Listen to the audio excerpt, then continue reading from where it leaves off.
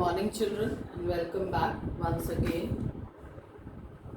Today we are again going to study Geography Lesson 3 Weather and Climate Part 2. So we are going to continue with Lesson 3 Part 2 children, and today we are going to do weather instruments. In the first part we have done about weather and climate and the elements or factors that determine the climate and weather. And now today we are going to study about the weather instruments, that how is weather and climates recorded. So today we are going to study about temperature.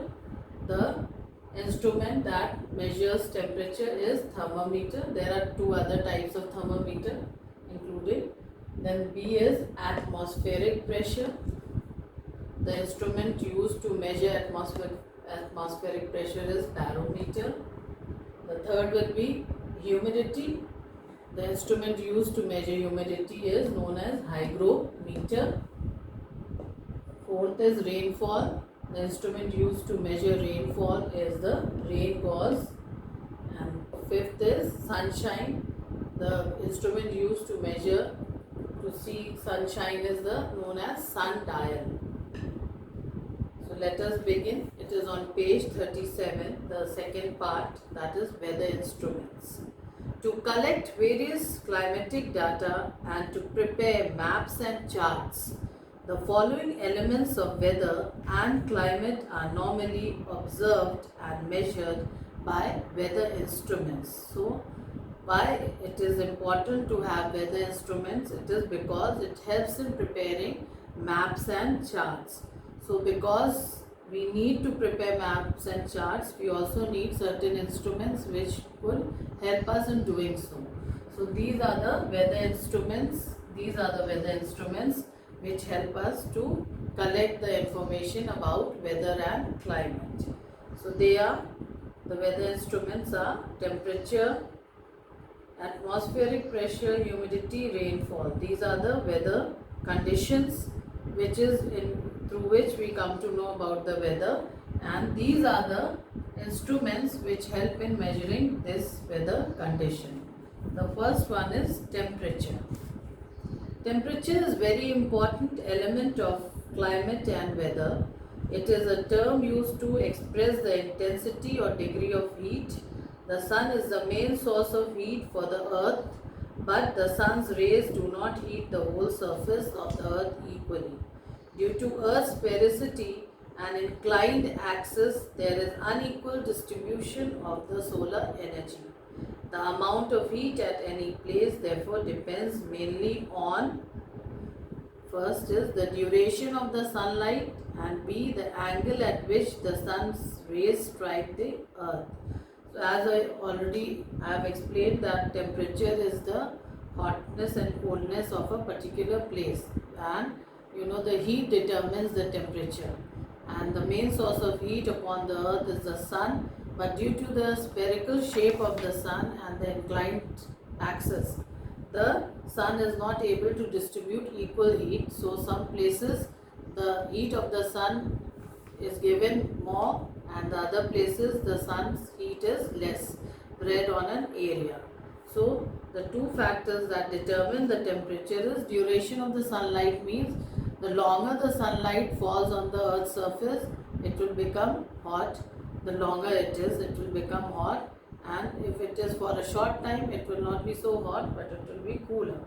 So the duration, the timing of the sunlight falling on the earth's surface is one factor that determines temperature, and the second is also the angle, how the sun's rays, the angle at which the sun's rays fall on the earth. If the sun's rays are direct on the particular area of the surface of the earth, then that area will be more hot compared to the area where the sun's rays are falling slanting. If it is slanting, it will cover a large part of the area, so the heat distribution will be larger, but it will not be so intense. It will not be so hot. But if something is falling directly, it will be in a small area, but the heat will be more because it is falling directly. So the duration and the angle at which the sun's rays are falling on the earth's surface, that determines temperature. Now, how do we record temperature? Recording of temperature. Temperature can be defined as the degree of hotness or coldness of air at a particular place. The instrument used to measure temperature are thermometer is there, but apart from that it is the maximum and minimum thermometer and Stephenson screen thermometer. What is a thermometer? The temperature is measured with the help of a thermometer. You all know that. A thermometer is a narrow glass tube filled with a liquid. The liquids used in thermometers are mercury and alcohol.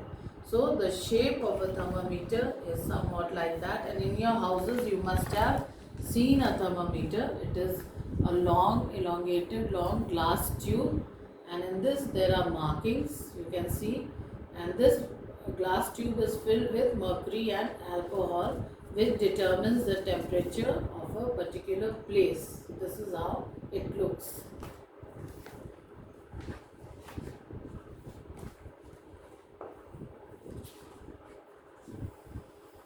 In Fahrenheit, the freezing point of water is 32 degrees, while its boiling point is 212 degrees.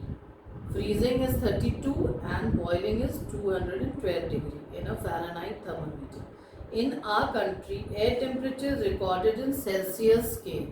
So, in our country, that is India, we follow the Celsius scale to measure temperature. It is also used to measure the body temperature. In Celsius, the freezing point of water is 0 degree and the boiling point is 100 degrees. So, there is difference between Celsius and Fahrenheit measurement.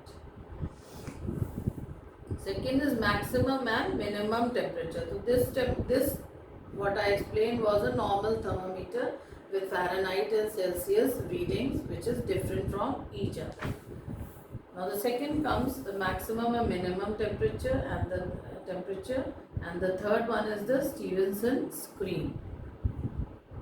So not much is said about this, only the name is given of the different thermometers. Now the second one comes is the atmospheric pressure. Yeah, I have already explained about atmospheric pressure. It is the weight of the air exerted on the surface of the earth. Air is made up of a number of mixed gases and has weight. Atmospheric pressure can be defined as the force exerted by the vertical column of air per unit of area. Meteorologists use the unit millibar to measure pressure. So the unit of measurement for measuring this pressure is millibar. Measurement of atmospheric pressure. Which instrument is used over here for measuring? It is the instrument uses barometer. Atmospheric pressure is measured using a barometer. Barometer was invented by Galileo and his assistant Torricelli in 1643. Simple barometer. How does the barometer work? A simple one. A simple barometer consists of a long glass tube filled with mercury. It is sealed at the upper end and open at the lower end. The lower end of the glass tube is inverted in a bowl of mercury whose surface is exposed to the air. Air pressure pushes up the mercury in the tube and the reading is recorded from the scale given on the glass tube. So over here on page 38 you can see figure 3.5, which shows a mercury barometer. It is given over here. You can see over here also there is a glass tube and then a bowl of water is kept. The glass tube is inverted. It means it is upside down. And how does it work? How does it work? It works the lower end of the glass tube as it is inverted, and in the glass tube mercury is filled. So when the air pressure exerts in that bowl, over here you can see the atmospheric pressure is exerted. The weight, this is the weight of air and atmospheric pressure over here is exerted over here, the weight of air. And what happens, the mercury in the bowl, this pushes up in the tube over here. And as it pushes, it is according to the pressure. it pushes up in the glass tube over here, and till where it reaches, that helps in recording the atmospheric pressure of a place. Unit of pressure. As stated earlier, the pressure is measured in millibars. The average atmospheric pressure at normal sea level is 1013 millibars. That is, a pressure of 1013 millibar is equal to 76 centimeter of mercury column. So in the mercury column, it will show you in this barometer 76 centimeter, which is actually 1013 millibars if you counted it in millibars. And that millibar is changed, it is equal to 76 centimeter in a barometer, which we read, and it is in your diagram also, it is shown over there. The second is aneroid barometer. So apart from a mercury barometer, you also have aneroid barometer to measure the atmospheric pressure. Since mercury barometer is large and not portable, an aneroid barometer is used. Advantages of using aneroid barometer are, so this mercury barometer, because it is quite big in size, so it's difficult to use. So this is not so much in use as compared to aneroid barometer. So aneroid barometer is more advantageous to use. What is the advantage of using an aneroid barometer? It has no mercury column and is very easy to handle. So first thing, it has no mercury, very easy to handle, and it has a metal box which is partially evacuated. So it is in a metal box, so there is less chances of breaking. There is no glass used, so it is easy to handle, carry it anywhere. So this is more advantages as compared to a mercury barometer. The box is very sensitive to variations in air pressure. It expands when the pressure is low and gets compressed when the pressure is high. The box is connected to a pointer which moves over a scale to indicate the atmospheric pressure. So a barograph is used to measure pressure. So in this case, this metal case in which this mercury column is kept is very sensitive. Over here on page 39, figure 3.6, you can see parts of a barometer is given. You can see over here, this is a barometer, aneroid barometer.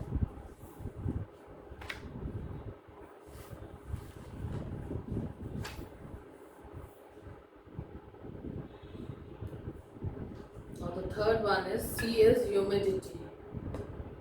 Let's see what is humidity. I have explained that also to you.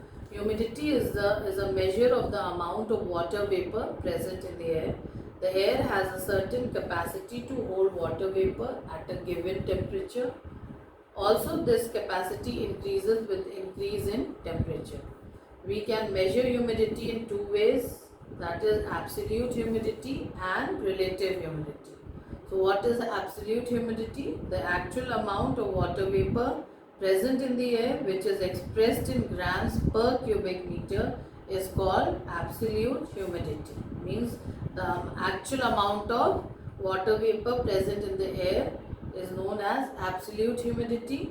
And what is relative humidity? It is the ratio between actual amount of water vapor and the total amount of air can hold at a given temperature, expressed as a percentage. So over here, relative humidity is in relation what the actual amount of water vapor, what is the actual amount and what the air can hold in the atmosphere. That is your relative humidity, and it is expressed in terms of percentage, and absolute humidity is expressed in terms of gram per cubic meter.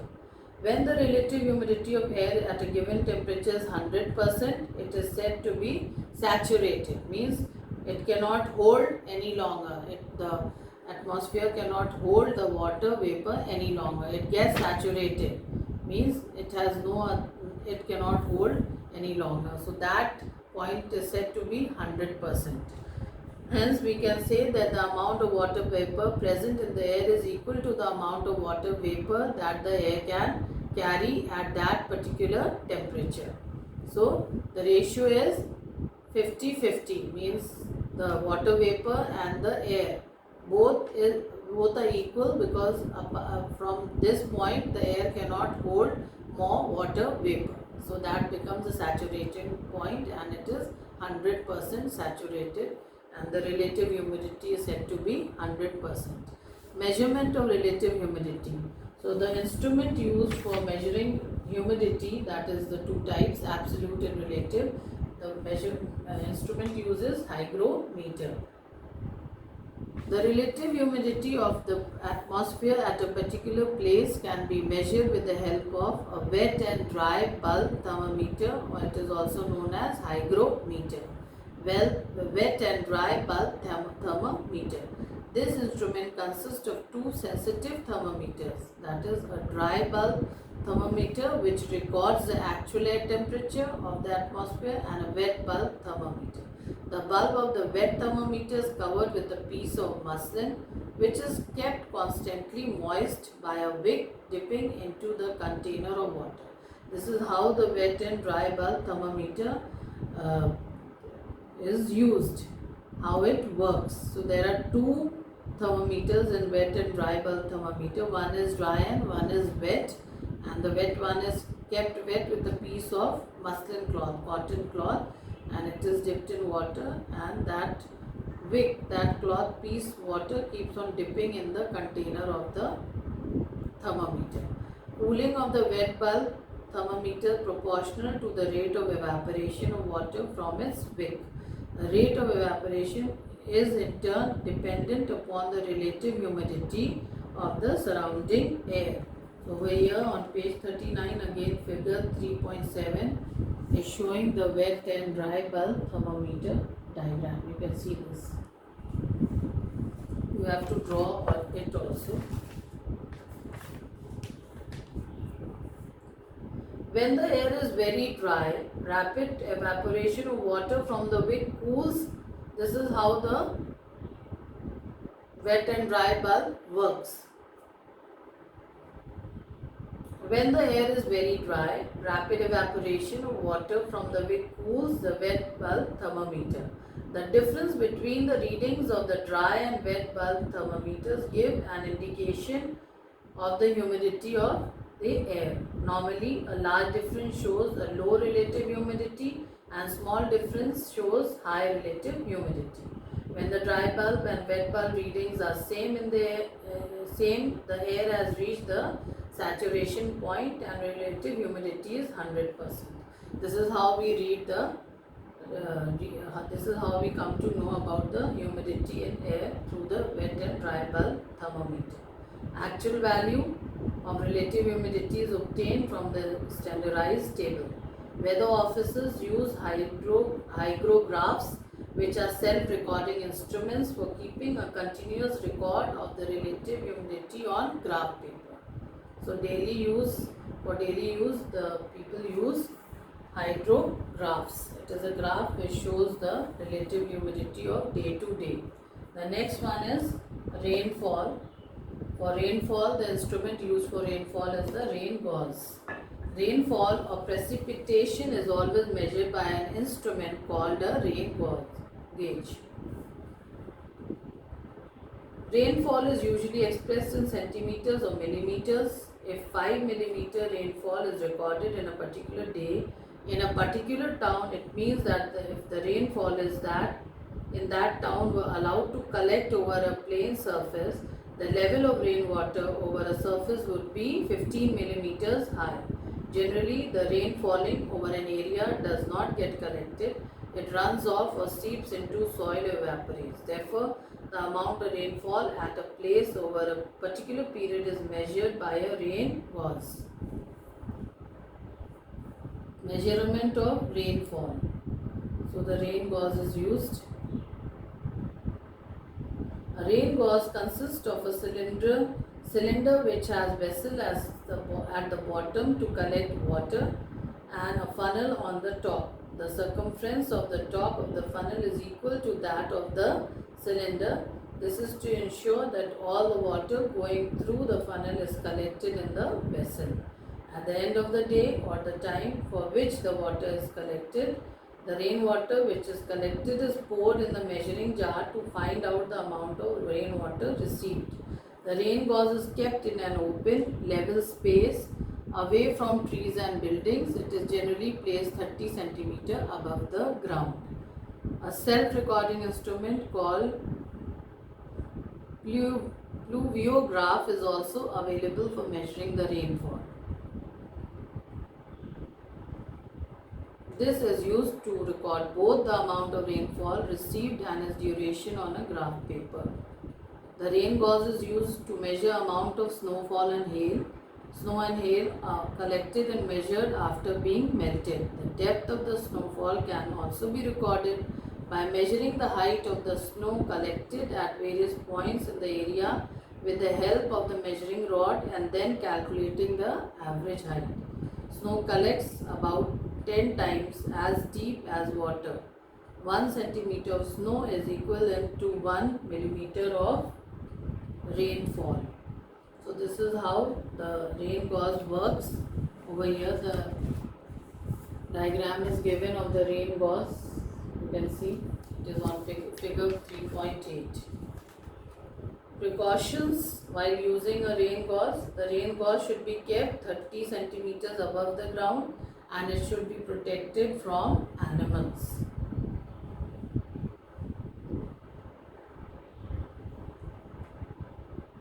So the last is E, that is sunshine. That also determines weather condition. So the amount of sunshine is sunshine a place receives depends on the seasons and by the position of the earth in its revolution around the sun. In the meteorological station, sunshine duration is recorded by a sundial. The sundial is a glass ball placed on a stand with a strip of paper placed behind it. The glass ball concentrates the sun's rays on the paper strip which burns when the sun's rays are focused on it. The number of burns on the paper shows the hours of sunshine. So this is how the sundial works. On maps, places having equal sunshine duration are joined as isohells. So isohells are on maps that shows the places having equal duration of sunshine. That is the time of sunshine on in different places is determined by isohells. Now observation of wind speed and direction. So this, children, with this I end the second part of your lesson 3, weather and climate, and the next part I will do in the next video. Till then, please read the lesson, the second part, watch the video and even read the lesson, which is the pages over here which is connected with this part. Till then, be safe and healthy. Bye bye.